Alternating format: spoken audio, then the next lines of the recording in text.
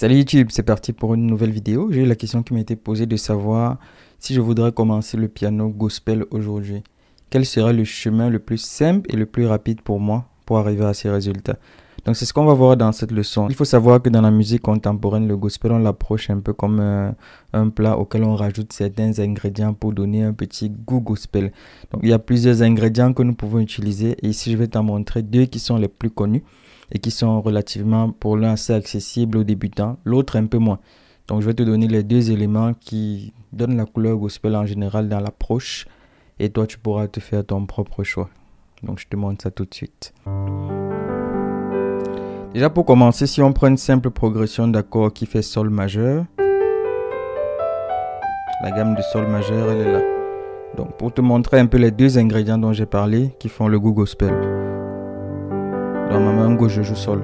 Dans cette leçon, c'est pour les débutants. Mais quand je parle de débutant, je ne parle pas de débutant en musique. Je parle de débutant en musique gospel. Donc quelqu'un qui connaît déjà un peu les accords et qui veut essayer d'approcher le gospel par rapport à ce qu'il joue déjà aujourd'hui. J'ai fait il y a quelques temps une leçon sur apprendre le piano gospel qui reprend certains éléments. Mais ici, je vais prendre les éléments les plus simples. Expliquer vraiment et vraiment aller aussi plus en détail dans qu'est-ce qui fait le gospel en lui-même. Donc, sol majeur, j'ai dit, premier accord. Ensuite, mi mineur. Ensuite, do majeur. Ensuite, ré majeur. Donc, disons par exemple qu'on a une suite d'accords, ce qu'on appelle une progression d'accords. C'est un ensemble d'accords qui vont simplement se suivre. 1, 2, 3 et 4. 1, 2, 3 et 4. 1, 2, 3 et 4. 3 et 4. 3 et 4. En fait, on a l'accord de sol ici 4 fois. Ensuite, 4 fois de nouveau. Ensuite, l'accord de mi mineur 4 fois. 4 fois de nouveau. Ensuite, l'accord majeur de do majeur 4 fois. Ensuite, l'accord de ré majeur aussi 4 fois. Et on revient à l'accord de sol majeur. Le son gospel s'obtient par une multitude d'ingrédients, mais il y en a deux qui sont suffisamment forts à eux seuls pour donner un enrichissement gospel à un morceau. Ces deux ingrédients, c'est l'enrichissement d'accords. C'est pourquoi à certains endroits, tu vas voir rajouter des septièmes majeurs, des septièmes mineurs, des septièmes de dominants, des neuvièmes. Ce genre d'accords, c'est l'enrichissement.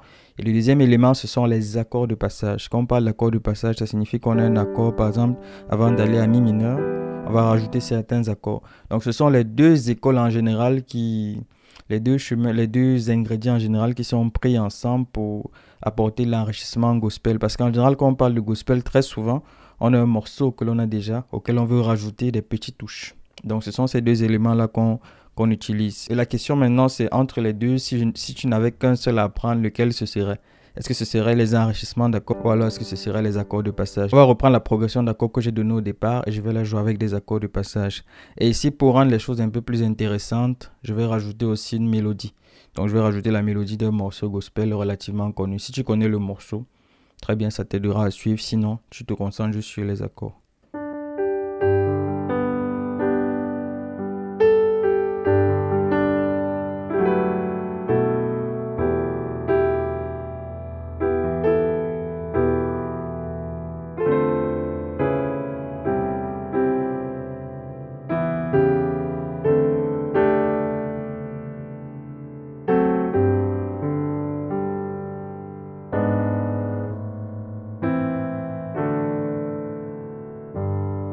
Donc là, c'était le son avec les accords de passage.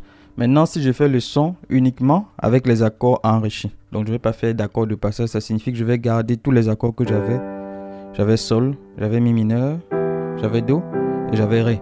Je vais juste rajouter un seul accord de passage entre le do et le ré. Pour que ce ne soit pas juste plat. Mais à part cela, le reste, je vais garder mes accords de base. Donc, ça ferait ceci.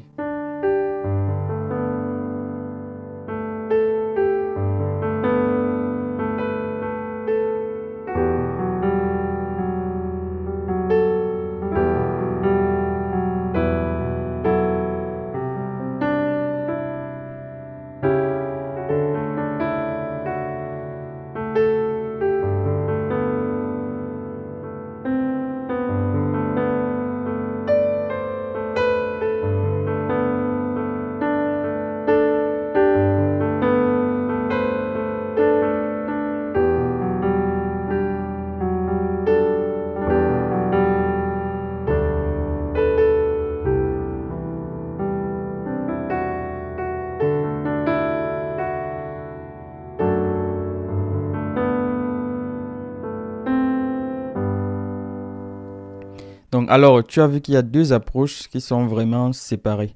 Une première approche qui est une approche harmonique sur la base des temps forts sur lesquels on rajoute des enrichissements pour donner soit un son un peu plus coloré, soit des altérations. Ici, je n'en ai pas mis, mais ça peut se faire aussi.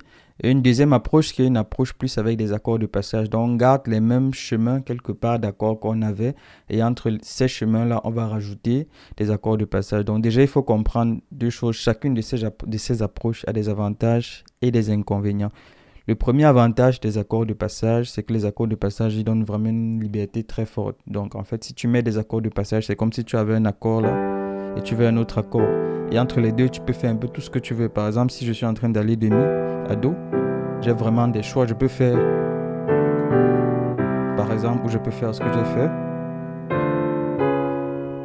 Ça encore, c'est une autre progression. En fait, tu as énormément de choix, ce qui fait que tu peux quelque part avoir la liberté de procurer le son que tu veux. C'est pourquoi c'est le chemin de prédilection lorsqu'on parle d'apprendre le gospel. On va beaucoup parler d'accords de passage parce qu'il y a énormément de liberté et donc tu as la possibilité quelque part de faire un peu ce que tu veux. C'est un peu comme c'est la porte ouverte à tous les ingrédients que tu vas mettre. Donc ça, c'est pour les accords de passage. Le deuxième élément que j'ai pris, c'est un enrichissement d'accords. Et j'ai fait surtout un enrichissement d'accords en neuvième. Qu'est-ce que ça signifie en neuvième? Tu as ta gamme de sol qui est ainsi.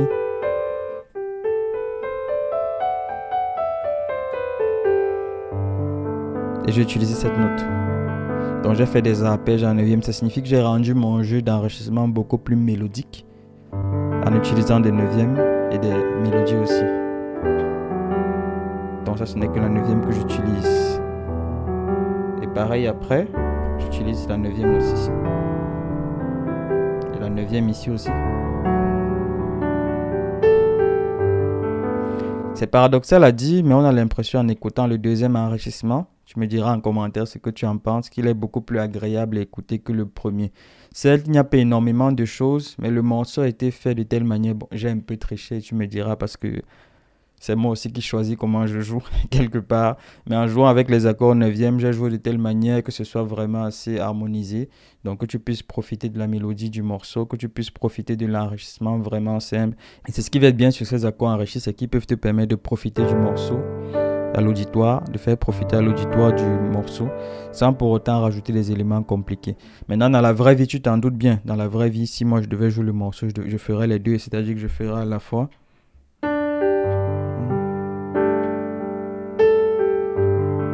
et ça. Donc je ferai les deux ensemble, je ferai à la fois les accords de passage et à la fois les harmonisations. Parce que c'est là effectivement que tu vas avoir un son coloré. Pourquoi faire un seul si on peut faire les deux?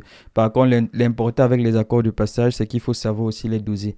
C'est comme j'ai dit, c'est comme des ingrédients dans la recette. Le plus important, ce n'est pas de mettre le maximum d'ingrédients, mais c'est de mettre les ingrédients quand il faut les mettre avec un bon dosage. Donc, il y a des endroits où des accords de passage, ça peut être intéressant. C'est pourquoi je t'ai dit par exemple qu'entre do et ré, j'en ai mis un avant de venir à sol. Pourquoi? Parce que là, on peut en mettre.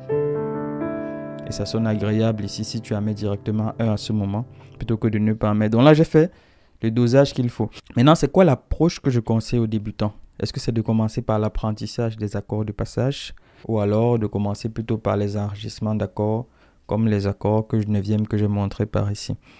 Déjà, si tu débutes pour le gospel aujourd'hui, donc si tu ne l'as jamais fait ou si tu n'as pas beaucoup de base en cela, je te conseillerais plutôt la seconde approche, c'est-à-dire de commencer par les enrichissements 9e.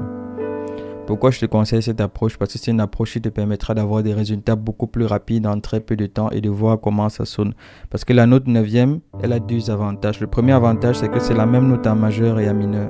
Par exemple, si je suis en train d'aller à sol majeur, la 9e est à un ton vers la droite du sol. Donc je peux faire une arpège comme ça. Si je suis en train d'aller à mi mineur, la 9e est à un ton de mi. Elle est ici.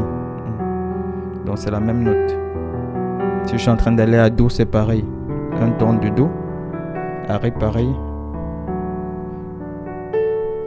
et après je fais ceci.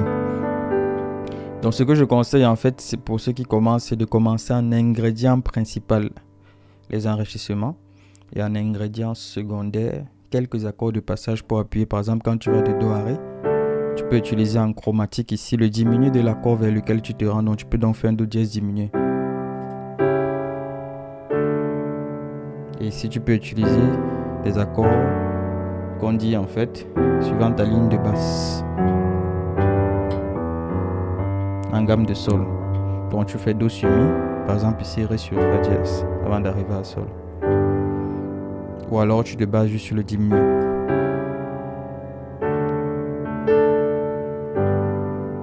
Le deuxième avantage, c'est que lorsque tu auras pris l'habitude de bien être à l'aise avec tes neuvièmes, par exemple voici sol 9, si tu as besoin maintenant de faire des majeurs neuvièmes, ce sera beaucoup plus simple. Parce que lorsqu'on apprend les accords enrichis, il y a deux choses qui sont intéressantes. La première, c'est de savoir les construire.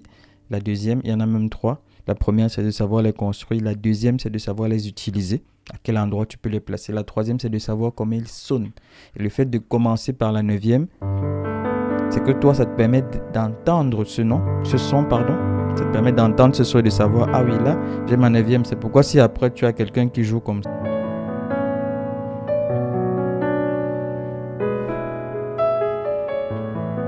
Tu vois ce morceau, par exemple, le fait des neuvièmes. Mais si tu as l'habitude,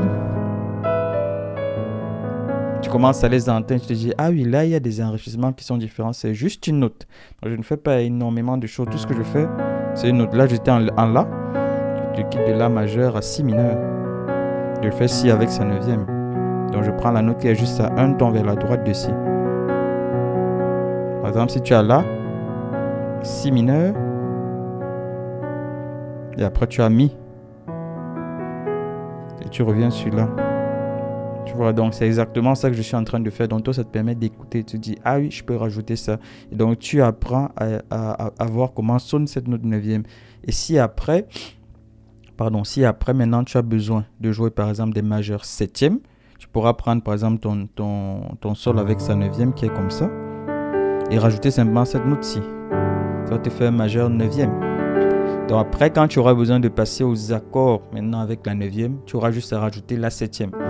Là, par exemple, j'aurai mon majeur neuvième. Pareil, si je vais jouer un do neuvième, je vais jouer mon do avec sa neuvième auquel je vais rajouter la septième mineure, par exemple. Dis-moi en commentaire si cette leçon t'a plu. Dis-moi en commentaire aussi si pour toi c'est utilisable et si, bien sûr, les enrichissements d'accords et des accords de passage, qu'est-ce que toi tu trouves le plus joli? Et si tu partages cette avis ou toi tu te dis non, moi je veux apprendre des accords de passage. Je pense que c'est vraiment ce qu'il me faut et que c'est plus intéressant de commencer par cela plutôt que par les accords neuvième.